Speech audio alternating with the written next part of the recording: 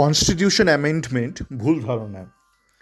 তো আজকে একটু দিনের শুরুর দিকে আমি একটা অডিও দিয়েছিলাম, যেখানে আমি ব্যাখ্যা করেছিলাম যে ওই যে 12টা না 13টা ক্লাবে একটা চিঠি দিয়েছে, সেই চিঠিতে ইস্টবেঙ্গল কেন সই করেনি। তো তারপর আমি সন্ধ্যেবেলা দিনের শেষে, মানে আমার যখন দিনের শেষ, তখন দেখলাম আমাদের লালটুবাবু একটা খুব একটা ভালো, কিন্তু একটা একটা লাইভ করেছেন আজকে ইউটিউবে। এবং সেই লাইভটা আমার পুরোটা শুনতে হয়নি, মানে আমি করলে বুঝতে পারি সে আম খেতে চাইছে নাকি আরাম চাইছে। তো 8 নম্বর পয়েন্ট অবধি শুনে বুঝে গেলাম মানে কেসটা ঠিক কী হয়েছে। এবং লালটুবাবুর খুব পরিষ্কারভাবে বলে দিয়েছে, যেটা আমি আমার আগের অডিওতে কিছুটা হয়তো বলেছি, এবং তারপরে আমি আমার চ্যাট ফোরামে অনেক বলেছি যে এফএসডিএল মানে নিজেরা যখন পাচ্ছে না, সামনে একটা শিখণ্ডীকে দাঁড় করিয়ে দিচ্ছে বিভিন্ন সময় বিভিন্ন শিখণ্ডী। তো এখন এটা লালটুবাবু চিঠিটা পড়েই বোঝা যাচ্ছে, চিঠিটা বলবো মানে চিঠির সারমর্মটা ঠিক কী। তো এরা মানে 12 নম্বর পয়েন্টে গিয়ে বলেছে, মানে চিঠিতে এক গাদা পয়েন্ট আছে, 14টা বোধহয় পয়েন্ট, 12 নম্বর পয়েন্টে গিয়ে বলেছে যে দরকার পড়লে মানে ক্লাবরা নিজেরা কনসোর্টিয়াম করে কিন্তু আইএসএলটা করতে পারে। কিন্তু তার আগে এক গাদা পয়েন্ট আছে, সেই পয়েন্টগুলো কি? সেই পয়েন্টগুলো হচ্ছে সেই পয়েন্টগুলো যে পয়েন্টের জন্য এফএসডিএলকে সরে যেতে হলো। আমি তো বলেছি না, মানে রিমাইন্ডার কেন আইএসএলটা কেচিয়ে গেল বা কেন আইএসএলটা থমকে গেল। এটা তো চলছিল, মানে জোড়াতালি দিয়ে হলো, মানে একটা ঘাপলা একটা সিন্ডিকেট লিগ হলো, একটা লিগ চলছিল। এখন কল্যাণ যতই অপদার্থ, আমি সেই বিতর্কে যাচ্ছি না কল্যাণ পদার্থ না অপদার্থ, সে চুলকে কেন ঘা করতে যাবে? সে এই জন্য করতে গেছিল যে স্পোর্টস কোডের জন্য, যে ভারতের কেন্দ্রীয় সরকার যেটা স্পোর্টস নীতি আছে, স্পোর্টস কোড, সেই কোডের অন্তর্গত কিন্তু সমস্ত ফেডারেশন রয়েছে, একমাত্র বিসিসিআই নেই, ক্রিকেটের যে বিসিসিআই রয়েছে তারা নেই।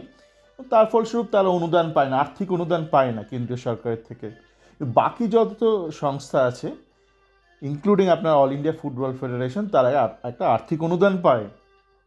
এবং যখনই স্পোর্টস কোডটা রোল আউট করা হয়েছে, সেই স্পোর্টস কোডেই রয়েছে এই জিনিসগুলো, যে সেই একটা সংস্থার যে লিগ হবে বা এরকম কিছু হবে, সেই এই লিগটা চালাবে, পরিচালনা করবে আপনার অল ইন্ডিয়া ফুটবল ফেডারেশন, মানে কোনো ইভেন্ট ম্যানেজমেন্ট পার্টি নয়।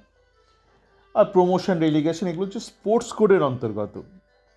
সেই জন্য তো ফেসেছে করলেন না, তো কি দায়? ও তো সিঙ্গারা খাচ্ছিল, এদিক ওদিক পার্টির কাজ করছিল, পলিটিক্যাল ক্যাম্পেইন করে বেড়াচ্ছিল, ফুটবল খেলতে যাচ্ছিল আর সিঙ্গারা খাচ্ছিল, সিঙ্গারা জিলিপি খাচ্ছিল, এই ওর কাজ ছিল, চালাচ্ছিল, পুরো জিনিসটা চালাচ্ছিল এফএসডিএল। হঠাৎ ও চুলকে কেন ঘা করতেই যাবে? এমন তো নয় যে ওর বিশাল কিছু একটা রাজনীতিতে কিছু একটা হয়েছে, সেটা হয়নি বলে ওখানে একটা ছিল, একটা বেশ ভালো করে ছিল। কেন চুলকে ঘা করতে হবে? এই আপনার স্পোর্টস কোডের জন্য বেচারি ঝামেলায় পড়লো। তো যাকগে, তো এই যে এই ক্লাবগুলো ইস্টবেঙ্গল ছাড়া ক্লাবগুলো যে চিঠিগুলো লিখেছে 12 নম্বর পয়েন্টে যাওয়ার আগে, যে আগের এক গাদা পয়েন্ট, সেটা আজকে আমাদের লালটুবাবু পুরো চিঠি প্রিন্ট আউট করে নিয়ে এসছে। আমার অত অব্দি পয়েন্ট যেতেও হয়নি, মানে 8 নম্বর পয়েন্ট অব্দি শুনে বুঝে গেছি, বাকিটা কি বলবে আপনারা দেখে নেবেন, অত আমার লাগে না। এমন কি দেখে, তো যেটা বলছে যে এদের প্রাথমিক যে পয়েন্টগুলো হচ্ছে সরিয়ে দাও, তুমি রেলিগেশনের জিনিসটা সরিয়ে দাও, আর তুমি এই লিগের ওনারশিপ ব্যাপারটা সরিয়ে দাও। বেসিক্যালি এরা চাইছে যে আগে যে কনস্টিটিউশনটা ছিল, পুরনো কনস্টিটিউশন, সেটা আবার ফেরত আনা হোক। নতুন কনস্টিটিউশন আমাদের চাই না, চাই না, চাই না, চাই না বলে যাচ্ছে।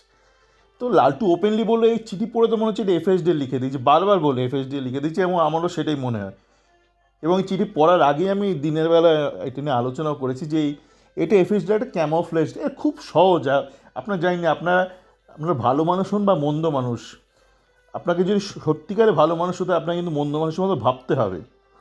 মানে আপনি যদি ভালো গোয়েন্দা হন, তাহলে আপনাকে কিন্তু একটা চোর ছ্যাচোর ডাকাতের মতন ভাবতে জানতে হবে। মানে আপনি যদি চিটিংবাজের মতন ভাবতে না পারেন, আপনি চিটিংবাজকে ধরতেও পারবেন না। মানে অনেকগুলো, কি বলবো, আমার কলেজে আমার বন্ধুরা বলতো কতগুলো শকুন, কতগুলো হায়না মোড়ে তুই জন্মেছিস। তার কারণ একটাই, যে আমি যারা খুব হারামি লোক হয় তাদের মতো ভাবতে পারি। এবার আপনি ভাববেন মানে যে আপনি খারাপ কাজ করবেন তা নয়। আপনি যদি হারামি মানুষের মতো ভাবতে পারেন, তাহলে আপনি হারামি মানুষের হারামি চালগুলো, সেগুলো আগে থেকে অনুধাবন করতে পারবেন। যাকে, তো ঘটনা যেটা হলো যে এটা এফএসডিএল এর মাধ্যমে লিখিয়েছে। তো এদের একটা দাবি, এই দাবিটা শুনে আমার খুব হাসি পাচ্ছে, এবং ভারত কেন তৃতীয় বিশ্ব এটা আপনাদের পরিষ্কার হয়ে যাবে। মানে আপনারা অনেকে হয়তো স্টুডেন্ট, অনেকে হয়তো ভালো চাকরি করেন না যারা শুনছেন, অনেকে তো আফসোস করেন বাবা এই কর্পোরেটে রয়েছে, কিন্তু কর্পোরেটের লোকরাও কীরকম অপদার্থ ভারতে, মানে একটা বিশাল সংখ্যক মানুষ কিরকম অপদার্থ, আপনি এই একটা ব্যাপার থেকে বুঝে যাবেন এই যেটা বলতে যাব। জানি না এরা প্রচুর টাকা পায়, কিন্তু কিন্তু মানে এদেরকে কোনো ভালো দেশে চাকরি নেবে না কেন। দেখুন এরা কি বলছে, সবাই এরা বলছে, মানে সমস্ত হোতা এরা সমস্ত বিভিন্ন আইএসএল ক্লাবের মোটামুটি টাকা দিয়ে দিয়ে রাখা হয়েছে। এরা বলছে যে একটা তো ক্লজ রয়েছে, সুপ্রিম কোর্ট থেকে বলে দিয়েছে যে ফেডারেশন নিজের কনস্টিটিউশন নিজে অ্যামেন্ড করতে পারে। খুব ভালো কথা।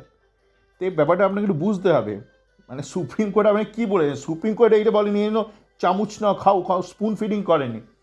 আপনাকে ব্যাপারটা বুঝতে হবে।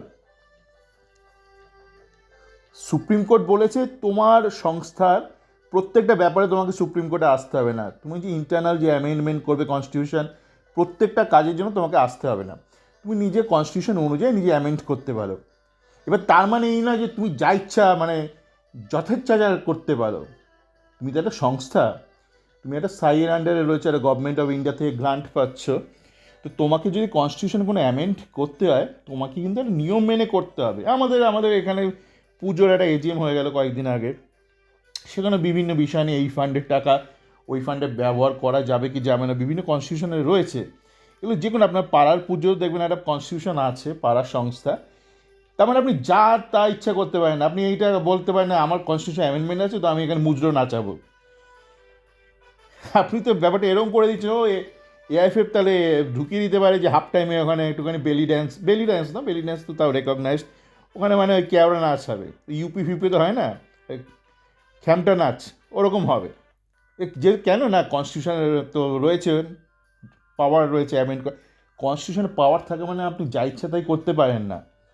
আর এই গোড়ার ব্যাপারটা আপনারা কেন বুঝতে পারছি না, আপনার মানে সকলেই না, ম্যাক্সিমাম লোক, তার মধ্যে অনেকেই আছে, অনেকে তারা কর্পোরেটও চাকরি করে, এবং নয়তো এই ধরনের কেন তারা চিঠিতে লিখবে যে কোর্ট তো বলেছে তুমি যা ইচ্ছে চেঞ্জ করতে পারো, এভাবে তাহলে কেসটা কেন হতো, মানে কোর্টে কেসটা কেন এতদিন চলতো, বা সুপ্রিম কোর্ট কেন সময় ব্যয় করে এই যে চেঞ্জগুলো করাতো নতুন কনস্টিটিউশন, সুপ্রিম কোর্ট কি মানে এতটাই অপদার্থ হয়ে গেছে না।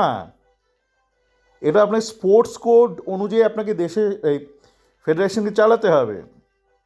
আর আপনাকে যদি কিছু করতে হয় আপনি যান গভর্নমেন্টের কাছে, যান সেন্ট্রাল গভর্নমেন্টের কাছে যান, গিয়ে বলুন স্পোর্টস কোডটা চেঞ্জ করতে, অ্যামেন্ড করতে, বা এআইএফএফের সাথে কথা বলি এএফএফ যেন আর গ্র্যান্টস না নেয়, যেন বিসিসিআইয়ের মতন আছে, বিসিসিআই যেমন আছে কোনো সম্পর্ক নেই, গ্র্যান্ট ফ্যান্ট পায় না গভর্নমেন্টের থেকে, তাই এই গভর্নমেন্টের এই স্পোর্টস কোড তারা মানতে বাধ্য নয়, এবং সেই হলে তারা বিভিন্ন অলিম্পিক বা এইসব, জানি না এগুলো একটুখানি আরও ব্যাপারটা একটু জটিল আছে, মানে আপনার ওই অলিম্পিক কাউন্সিলের ব্যাপারেও আছে, মানে আপনার এইগুলো একটু complicated, sports code, national sports code, আপনার এই অলিম্পিক কাউন্সিল, অনেক কমপ্লিকেটেড ব্যাপার আছে এগুলো, আপনার এশিয়ান গেমসে পার্টিসিপেশন, অলিম্পিক্সে ফুটবলে পার্টিসিপেশন, তো এই ব্যাপারটাকে তাহলে আপনাকে আগে সমাধান করতে হবে, আপনাকে স্পোর্টস কোডে তাহলে কিছু একটা করতে হবে, অ্যামেন্ডমেন্ট করতে হবে, ওইটা করলে তো তাহলে আবারও বলছি কল্যাণে কিন্তু চুলকে মানে খেদে কাজ ছিল না,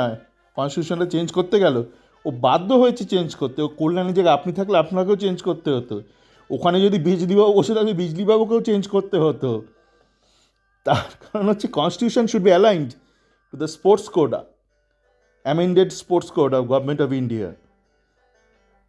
তো এখানে ইস্টবেঙ্গল ক্লাবকেও মানে যে বললাম কেন চিঠিতে সই করেন, কেন ইস্টবেঙ্গলকে মানে মানে কৃতদাস নাকি, এফএসডি মানে চাকরবাকুর ইস্টবেঙ্গল ক্লাব নাকি, নেড়িকুত্তা নাকি, পোষা কুত্তা ইস্টবেঙ্গল যে সই করতে হবে ওই চিঠিতে, যেটা এফএসডিএল লিখিয়েছে। এফএসডিএল করুক না, এফএসডিএল অনেক তো বড় হাত, লম্বা হাত হয়, লম্বা হাত হয়, ইন্ডিকাকে কিনে নিক, আদানি এসে কিনে নিক ইন্ডিকা, যাকে ওদিকে যাচ্ছি না। ঘটনা হচ্ছে যে এফএসডিএল বড় হাত আছে, গিয়ে স্পোর্টস কোডকে বদলে দিক, এই সেই অলিম্পিক কাউন্সিলে অলিম্পিক্সে গিয়ে বদলে দিক, পুরো নিয়মকানুন বদলে দিক, তারপরে এইটা বদলানোর কী ব্যাপার, ফালতু এসব বোকা বোকা কথা বললে না মনে হয় এই দেশটা আরও তৃতীয় কেন এবার চতুর্থ বিশ্ব হয়ে যাবে। আর ওখানে বসে আপনি যত টাকায় কামান আপনার মাথা থেকে এইরকমই আইডিয়া বেরোবে। যারা নাকি সিও ঠিও মানে ভালো মাইনে পায়, তো ইন্ডিয়া বসে ভালো মাইনে পাচ্ছে সে, যথেষ্ট ভালো মাইনে পাচ্ছে। আমরা অনেকে যারা তো ইউএসএতে আমেরিকায় বসে জানায় কামাই করছি, তাতে অনেক বেশি কামাই করছে এরা, কিন্তু ওখানে বসে অত টাকা কামাই করে মানে এই ধরনের চিঠিপত্র লিখছে। সবাই ভালো থাকবেন।